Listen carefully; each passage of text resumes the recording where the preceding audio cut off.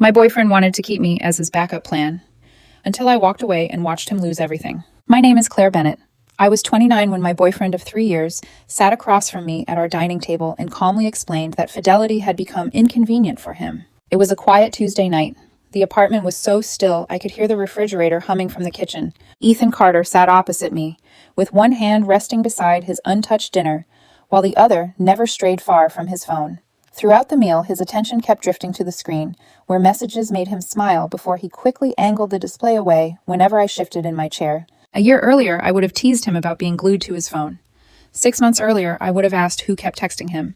That night, I already knew any answer he gave would be another lie. We had been together for 3 years and shared that apartment for the last one.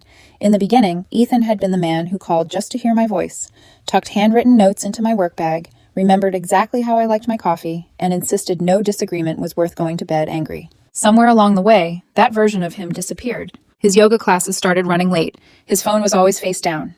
The passcode I'd known for 2 years suddenly became a security update, and every time I asked if something was wrong, he answered with the same practiced smile. "You're overthinking again, Claire." After hearing it enough times, I stopped asking. That evening, Ethan sent one last message, locked his phone, and placed it face down before looking at me. "I've made a decision." "About what?" "Us." He didn't hesitate. "I want an open relationship." I waited for him to smile or admit it was another ridiculous hypothetical. He didn't. "You're serious?" "I've been thinking about it for a while." "How long?" "That isn't the point." It was exactly the point. There was no hesitation in his face, only the confidence of someone who had already decided. "If you can't accept it," he said, "maybe we've reached the end." The ultimatum hurt less than the way he delivered it, as casually as if he were discussing weekend plans instead of ending 3 years together. For a moment, a dozen questions flashed through my mind. Was there someone else? Was it Olivia? In the end, I asked none of them. "All right," I said. He blinked. "You're agreeing? You said it's this or we're over." "I thought we'd discuss it." "You already made the decision." He tried talking about boundaries. No bringing anyone home, no public embarrassment, no emotional attachments, but I barely listened. "Did I get any say before you decided our relationship needed other people?" His expression hardened. "I'm trying to be mature." "No, you're trying to make this easier for yourself." For the first time that evening, he looked genuinely unsettled. He'd expected tears, an argument, maybe even begging. He hadn't expected acceptance. That night, he rolled over without another word. I stayed awake beside him until his phone lit up at 12:47. "Olivia, I'm glad you finally—" The rest of the message never appeared. It didn't need to. I quietly carried my laptop into the living room and opened the travel account, where I'd spent years saving airline miles for trips Ethan and I always talked about, but never took. At 1:26 a.m., I booked a one-way ticket to the Maldives. Not to make him jealous. Not to run away. I just needed somewhere far enough away to hear my own thoughts again. The next morning, I was packing when Ethan stopped in the doorway. "Where are you going?" "The Maldives." He laughed, waiting for me to smile. When I didn't, his expression changed. "Today?" "Yes." "For a week?" I zipped my suitcase. "I need some space." "With who?" "Alone." The relief on his face lasted less than a second. It was enough. At the airport, my phone buzzed while I waited at the gate. Ethan emailed me a document titled Boundaries. I opened it. It was a list of rules. No unnecessary questions, no public embarrassment, no emotional attachments, no involving mutual friends, no overnight guests. At the bottom, he'd written, "This only works if we both behave like adults." I read it once, then replied with a single word. "Understood." Less than a minute later, his response arrived. "Good. I think this could actually make us stronger." I looked through the airport windows at the planes waiting on the runway. Every rule protected him from consequences. None of them protected me. By then, I had stopped trying to convince Ethan that an ultimatum wasn't a compromise. The beach restaurant overlooked the ocean, its tables tucked beneath palm trees wrapped in fairy lights. Adrian was already there. He stood as I approached, smiling. "You came. You sound surprised." "I wasn't sure whatever brought you here would let you." I laughed and sat across from him. We ordered dinner, but for the first half hour, we talked about everything except the reason I was in the Maldives. He told me about his resort projects. I shared stories from construction consulting, and before long, the conversation felt as comfortable as if we'd known each other for years. Adrian was quiet for a moment before setting down his glass. "That isn't an open relationship. What would you call it? An announcement." I laughed. "That's exactly what it felt like." He nodded. "Someone had already made the decision. You were only expected to accept it." His words landed harder than I expected because they were true. "I'm sorry," he added. "I don't mean to judge." "I know." For the rest of dinner, he never tried to tell me what to do or pretend he understood my relationship better than I did. Instead, he shared stories about work, including the time he spent nearly 2 hours waiting at the wrong airport gate before realizing his flight was boarding from another terminal. By the time dinner ended, I couldn't remember the last time I'd laughed that much. When we reached the path to my villa, Adrian stopped. "I had a great time tonight." "So did I." He hesitated before adding, I should probably make one thing clear. I'm not interested in being someone's revenge. I'm not looking for one, I replied. Honestly, I'm not sure what I'm looking for yet. That's okay, he said with an easy smile. You don't have to figure it out tonight. He wished me good night and headed back toward his villa. The next morning, I found him at breakfast arguing with a toaster that had burned his bread for the second time. I think it hates me. It definitely does. I handed Adrian a piece of fresh bread from my plate, and after that, we kept finding each other, over breakfast, on a snorkeling trip, or with coffee by the beach. By the fourth day, neither of us pretended it was a coincidence anymore. Spending time with him felt effortless. He never rushed me, never crossed a line, and never treated my heartbreak like an opportunity.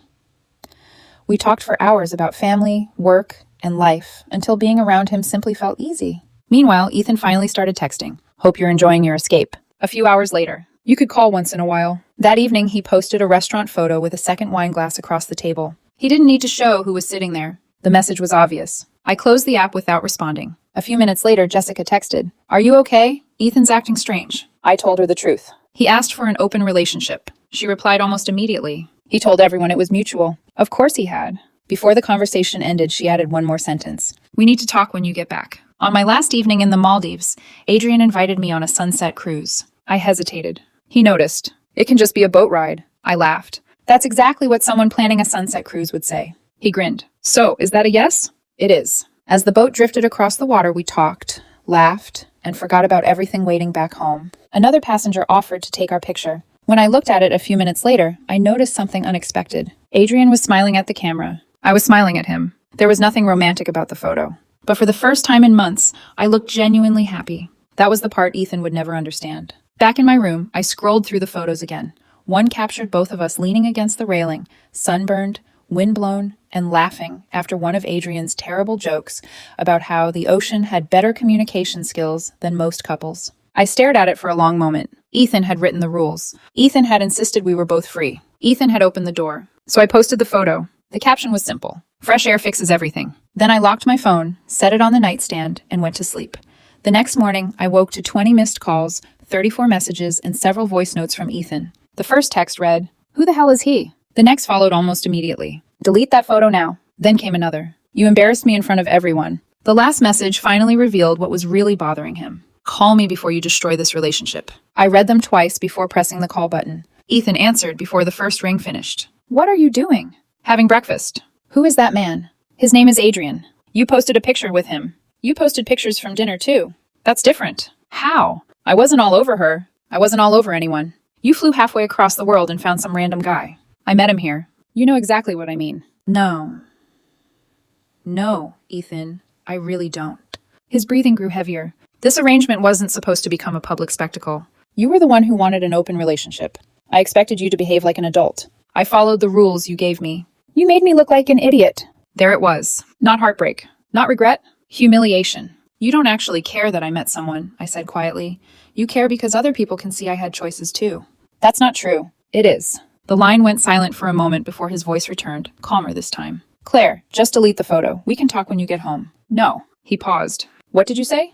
I said no. You're really choosing a stranger over 3 years together? I let out a slow breath. No, Ethan. You made that choice the night you gave me an ultimatum. Before he could twist the conversation again, I ended the call. An hour later, he posted a long statement online. According to Ethan, I'd abandoned him after an honest conversation, flown across the world with another man, and humiliated him publicly for no reason.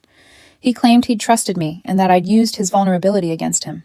The comments split almost immediately. Some friends rallied behind him. You deserve better. She never respected you. Stay strong. Others sent me private messages instead. Didn't Ethan ask for this? Is he actually serious? I ignored all of it. The people who mattered would eventually learn the truth. That afternoon, Adrian found me sitting near the pool. I saw his post, he said. I'm sorry. For what? I don't want to become part of someone else's war. You aren't. He sat beside me, leaving the same respectful distance he always did. If you need space, just say so. I turned toward him. You've given me more space in 4 days than Ethan gave me in the last 4 months. Before he could answer, my phone buzzed. Jessica. She'd sent a photo. Ethan sat inside a cafe near his yoga studio. Across from him was Olivia. Beneath the table, their hands were intertwined. I looked at the timestamp. 2 weeks before Ethan demanded the open relationship. Jessica's message appeared underneath. Claire, I'm sorry. He didn't ask because he was curious. This had already started. I enlarged the photo. On Ethan's wrist was the anniversary watch I'd given him. That same evening, he'd texted me to say he was stuck at work and probably wouldn't make it home until late. I lowered the phone and stared out at the ocean. Our relationship hadn't become open on Tuesday. Ethan had opened it weeks earlier. Tuesday was simply the day he finally expected me to accept it. I must have studied Jessica's photo at least 50 times, not because I doubted what I was seeing, but because some stubborn part of me kept hoping I'd overlooked a detail, a strange angle, a trick of the light, anything that could turn it into a misunderstanding. Instead, every time I zoomed in, the truth became even harder to deny. Beneath the cafe table, Ethan's hand was wrapped around Olivia's. The silver bracelet on her wrist matched the one I'd noticed in the photo from his yoga studio, and the timestamp in the corner told the rest of the story. It had been taken 2 weeks before that Tuesday night, 2 weeks before Ethan calmly announced he wanted an open relationship. I sat alone on the beach for a long time, watching the waves fold onto the shore. Oddly, I wasn't crying anymore. I'd already grieved the relationship during the months I watched Ethan slowly disappear from it. What remained now wasn't heartbreak so much as clarity. Jessica called about an hour later. "I'm sorry," she said before I could speak. "You don't have anything to apologize for. I should have told you sooner. How did you even get the photo?" She sighed.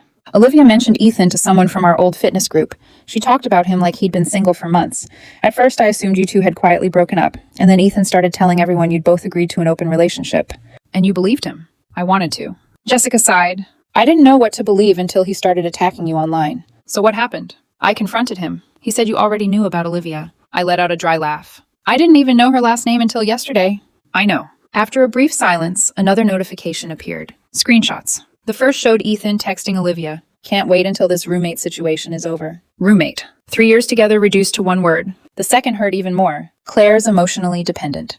She'll agree to whatever keeps me around. I stared at the screen. He hadn't mistaken my love for trust. He'd mistaken it for weakness. After thanking Jessica, I saved every screenshot before calling our landlord. "Can Ethan change the locks while I'm away?" "Absolutely not," Mr. Hansen replied. "Both names are on the lease." Only then did I realize I'd been worrying about something I never thought Ethan would do. A week earlier, I also would have sworn he wasn't seeing someone else. That evening, Ethan tagged me in a public post. "To the woman who pretended to love me while planning her escape, don't forget who paid half your rent." The comments exploded. Some defended him. Others questioned his story. I ignored them all. A few minutes later, Adrian called.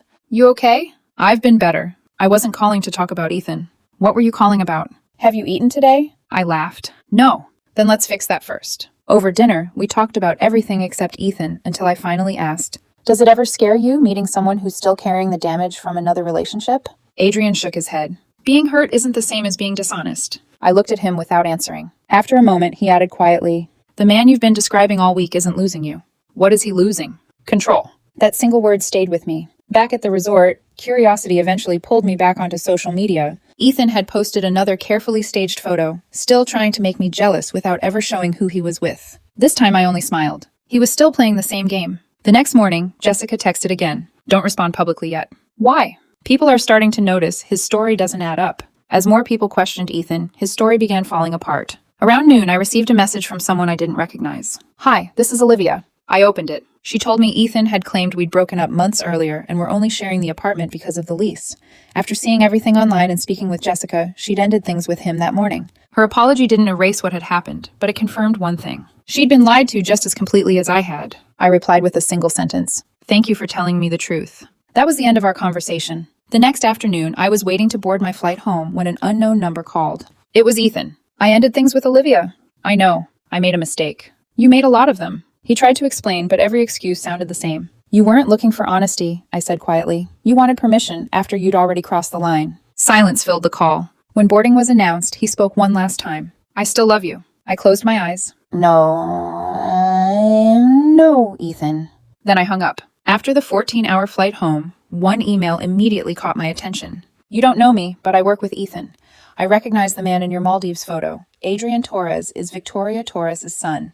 Ethan has been trying to impress her for months." I called Adrian. "Can I ask you something? Is your mother Victoria Torres?" He sounded surprised. "She is. Why?" "I think my ex works for her." Neither of us understood what that meant yet. The next day, Adrian called again. "My mom would like to meet you." "The regional manager?"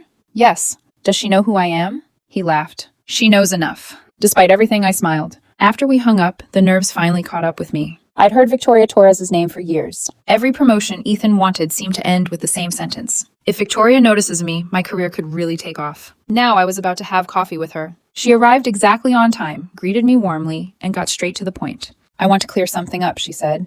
Who my son spends time with has nothing to do with my position at the company. I already knew where the conversation was headed. Ethan filed a complaint? She nodded. He claims Adrian deliberately interfered in your relationship and that the two of you planned this to damage his career. For a second, I thought she was joking. I didn't even know Adrian existed until I arrived in the Maldives. I believed that from the beginning. She opened a folder. Because your name appears throughout his complaint, HR may ask you to confirm a simple timeline.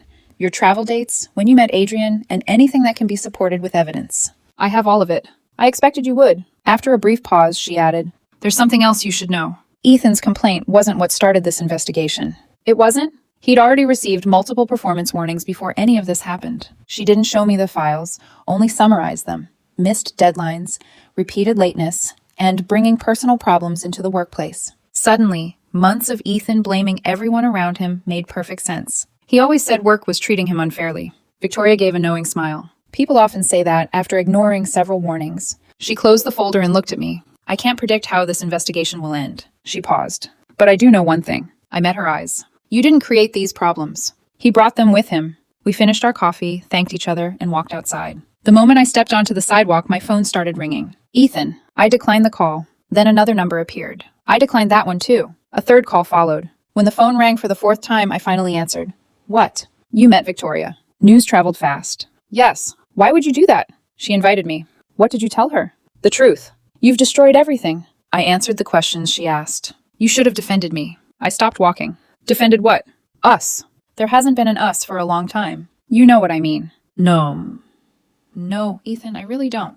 His breathing grew heavier. You could have explained that I was under a lot of pressure. You filed the complaint. I was trying to protect myself. From what? You and Adrian. I closed my eyes for a moment. Ethan! What? Do you honestly believe I flew to the Maldives to meet Adrian and sabotage your career? I don't know what to believe anymore. I do. I kept my voice steady. I believe exactly what you've shown me. The line fell quiet before his voice returned, softer this time. I miss you. I leaned against the railing outside the cafe.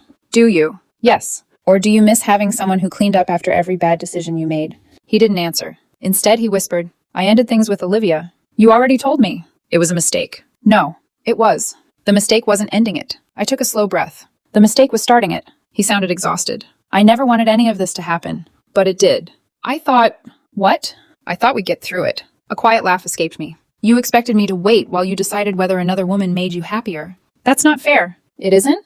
I always planned to come back. Those 6 words hurt more than anything else he'd said. I always planned to come back. As though I were something he'd placed on a shelf until he finished exploring another life. Not a partner. A backup plan. A safe place waiting exactly where he'd left it. You really don't hear yourself, do you? What? You expected me to stay available. I expected you to love me.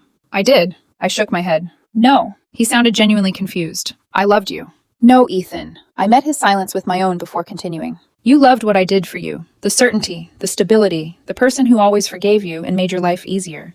He didn't argue. After a long pause, he finally admitted, I've lost everything. No. My voice stayed calm. You gave it away. I ended the call. That evening, Jessica called almost immediately after finishing work. Have you heard? Heard what? HR interviewed Olivia. I sat upright. They actually talked to her? Yes, apparently Ethan asked her to tell them your relationship had already ended before they started seeing each other. And? She refused. Relief spread through me before Jessica continued. She showed them the messages. What messages? The real timeline. Piece by piece, the version of events Ethan had built was collapsing under the weight of its own evidence. The following afternoon, I returned to the apartment for the first time since leaving for the Maldives. My suitcase was still standing where I'd left it. The apartment smelled stale, as though no one had opened a window in days. At first, everything looked untouched, but as I walked farther inside, I noticed several drawers hanging slightly open and a few folders no longer sitting where I'd left them. Nothing appeared to be missing, yet someone had clearly been looking for something. I walked into the bedroom and opened the closet. Half my clothes still hung where I'd left them. Without thinking too much, I began packing, folding sweaters into a box and clearing shelves, one memory at a time. About 40 minutes later, I heard the front door unlock. Ethan stepped inside carrying grocery bags. The moment he saw me, he stopped. Claire, I live here. I didn't know you were coming. I wasn't asking permission. He quietly set the bags on the kitchen counter. You look... He searched for the right word before giving up. What? Different. I've been sleeping again. Neither of us smiled. I just want to talk. I came here to pack. It'll only take a minute.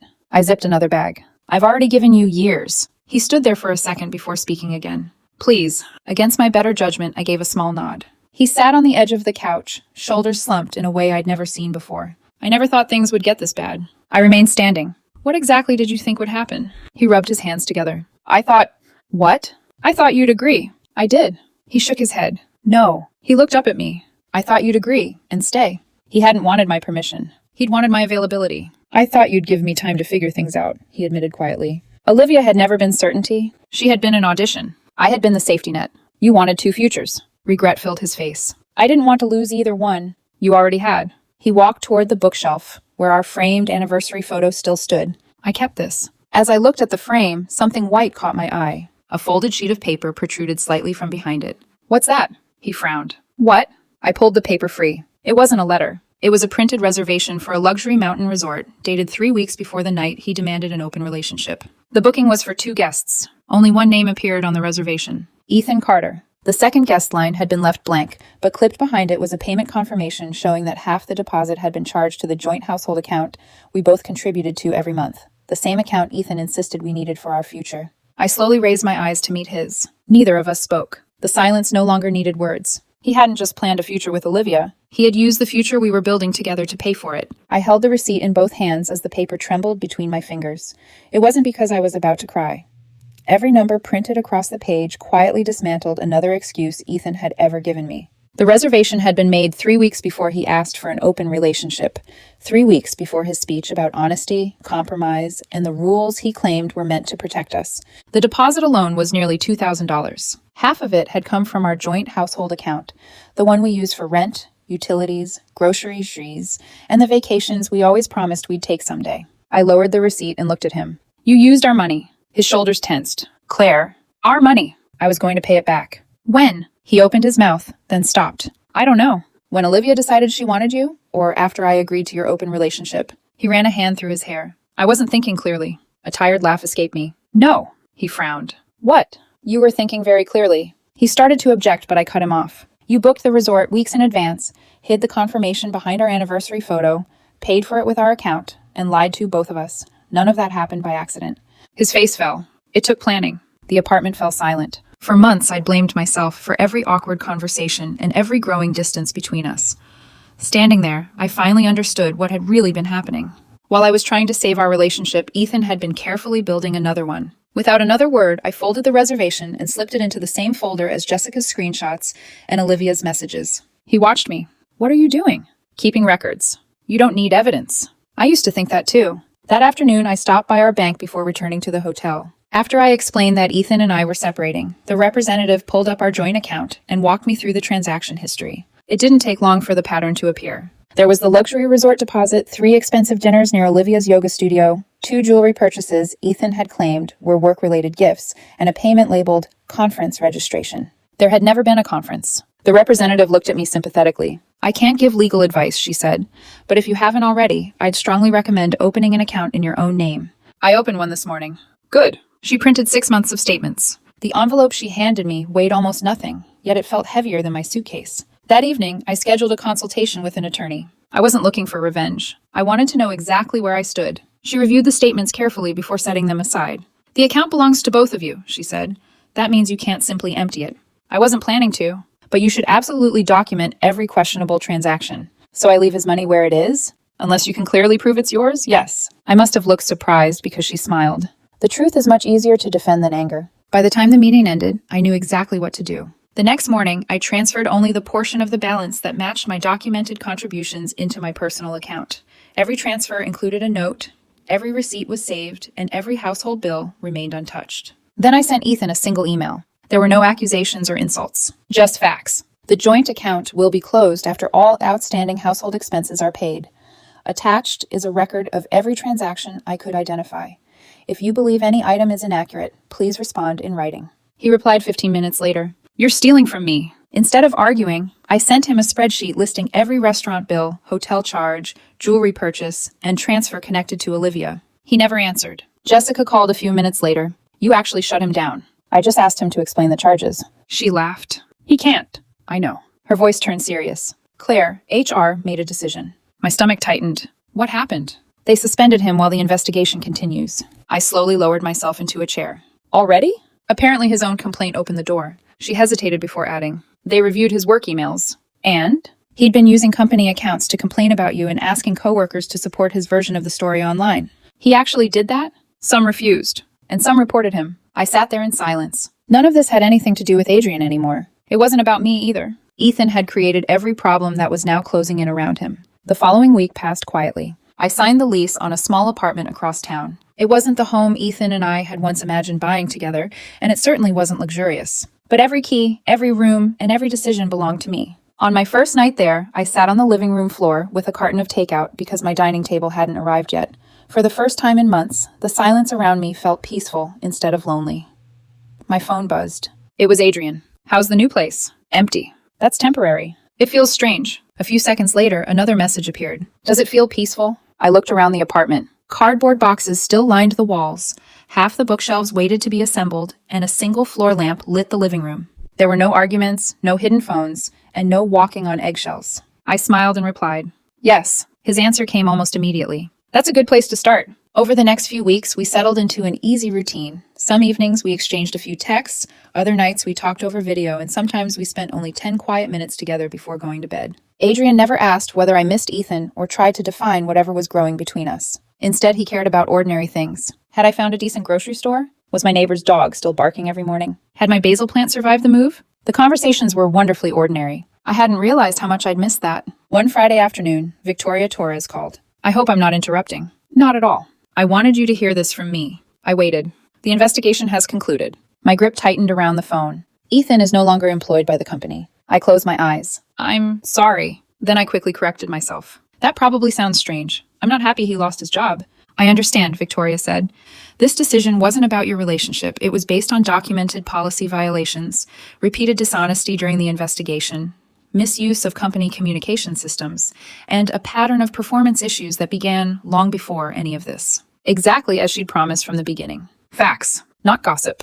Before ending the call, she added one final sentence. I hope the next chapter of your life is much kinder. So do I. 3 hours later, Ethan texted me. I lost my job because of you. Months earlier, I would have spent hours trying to defend myself. This time I replied with a single sentence. No, you lost it because you kept lying after the truth had already been documented. He never answered. The following day, Jessica sent me another screenshot. Ethan had posted a photo of himself with a caption about new beginnings and escaping toxic people. The comments didn't go the way he'd expected. Didn't you ask for the open relationship? Another person wrote, didn't you tell Olivia you were already single? Then a former coworker added, maybe stop blaming everyone else. Less than an hour later, the post disappeared. I didn't feel victorious, only relieved that I no longer had to defend reality. 2 weeks later, I returned to the apartment one last time to collect the rest of my things. Most of the shelves were empty now, and without our photos on the walls, the place felt larger than I remembered. Ethan was waiting inside. He looked thinner. The effortless confidence he'd always carried had disappeared. I've been hoping you'd come. I came for my books. You won't stay? No. He nodded slowly. I deserve that. Silence settled between us before he finally spoke again. I've had a lot of time to think. I'm sure you have. I was scared. Of what? Missing out. The answer caught me off guard. He looked down at the floor. I thought if I never explored what else was out there, I'd always wonder. And? I lost everything anyway. I lifted another box. You lost what you chose to risk. He swallowed. I honestly thought you'd always be here. I looked at him. There it is. What? The truth. He frowned. You never believed I could actually leave. I believed you loved me. I did. Then why isn't that enough? Because love isn't permission. He looked away. I kept thinking I'd eventually figure everything out. You mean after comparing us? I never compared you. You planned trips with her. I know. You paid for them with our money. I know. You told her I was your roommate. I know. Each answer came softer than the last, until there was nothing left for him to say. I don't expect you to forgive me, he admitted. Good. I just wanted you to understand. I do. Hope flickered across his face. I shook my head. I understand that you expected certainty from me while you chased excitement somewhere else. His eyes filled. I didn't realize what I had. You realized. When? The moment someone else stopped choosing you. He couldn't argue. Olivia was gone. His job was gone. The future he'd tried so hard to protect had fallen apart. Only then had he remembered me. He took one hesitant step forward. So, this is really it? I zipped my last suitcase. You walked away long before you admitted it, Ethan. I rested my hand on the handle. I just refused to keep standing where you left me. Outside, a familiar SUV pulled quietly into the parking lot. Adrian stepped out and smiled when he saw me, but he didn't come rushing over or interrupt the moment. He wasn't there to rescue me. He was there because I'd asked if he could help carry the heavier boxes. Without asking a single question, he picked up the largest one and headed toward the elevator. After we loaded the last box into the SUV, he closed the trunk and glanced at me. My mother called this morning. Oh? They offered me a long-term hospitality project. Congratulations. It's in the Maldives. I smiled. That feels strangely appropriate. He rested his hands on the steering wheel before looking back at me. When everything settles, I waited. Yeah, would you ever consider going back there with me? Not to escape, he added, just to visit the place where your life started moving forward again. I looked through the windshield as my old apartment building slowly disappeared behind us. For the first time in months, I wasn't afraid of whatever came next. The future no longer felt like something I had to survive. It simply felt like somewhere I was finally ready to go. I didn't answer Adrian's question right away. Instead, I watched my old apartment building fade into the side mirror until it became just another gray shape among dozens of others. 3 years of memories now fit inside a handful of cardboard boxes stacked in the back of his SUV. It was strange how little space heartbreak actually occupied once you finally walked away. Adrian let the silence breathe. He kept his eyes on the road, only glancing over now and then, as if checking whether I wanted to talk. Eventually, I smiled. You always know when to stay quiet. My mother says I've spent 32 years practicing. I think she's right. He laughed. So, about the Maldives. I looked back out the window. I don't think I'm ready. His expression never changed. I figured, it isn't because of you. I know. I just can't leave one serious relationship and pretend everything's magically okay. I wouldn't want you to. The answer eased something inside me. I wasn't asking you to move, he continued. Honestly, I wasn't even asking you to date me. Then what were you asking? He shrugged. I was asking whether someday you'd want to go back to the place where we met, without carrying someone else's lies with you. I turned toward him. Someday. He smiled. Someday sounds perfect. He never mentioned it again. Over the next few weeks, life settled into something wonderfully ordinary. I settled into my new apartment one room at a time. Before long, the neighborhood coffee shop knew my order. My plants were somehow still alive, and work quietly returned to normal. Most coworkers expected questions about the breakup. Instead, I simply said, it ended. That was enough. One Saturday, Jessica showed up with pizza. I should have told you sooner. You've already apologized. She sighed. I still wish I'd warned you. So do I admitted. But we can't change what happened. That was the last time we talked about Ethan. A few days later, Olivia sent one final message. Ethan has tried calling me from 5 different numbers. I've blocked them all. I'm sorry. I replied with only one sentence. I'm sorry too. Neither of us had betrayed the other. We'd both been lied to. We never spoke again. As the months passed, I stopped asking about Ethan altogether. His life no longer belonged in mine. Adrian became part of my routine without either of us forcing it. Before long, coffee after work, bookstore visits, terrible movie debates, and long dinners had quietly become part of our routine. 6 months later, he called. The Maldives project is finished. And they invited us back. This time I smiled without hesitation. I'd love to. Returning felt strangely peaceful. On our second evening, we stood on the same boat where we'd taken our first picture together. Adrian pulled up the photo and laughed. You didn't even know who my mother was, and you had no idea my boyfriend was ruining his own life. We were both clueless. Maybe that's why it worked. He slipped his phone away before asking quietly, Are you happy? I looked across the ocean. I'm peaceful. He smiled. I think that's even better. Back home, life stayed wonderfully ordinary. One evening, I posted a photo of Adrian and me on my apartment balcony. The caption read, Freedom looks good on everyone. A few minutes later, Jessica commented, You finally look like yourself again. I smiled. I think I finally am. I never checked whether Ethan saw it. It didn't matter anymore.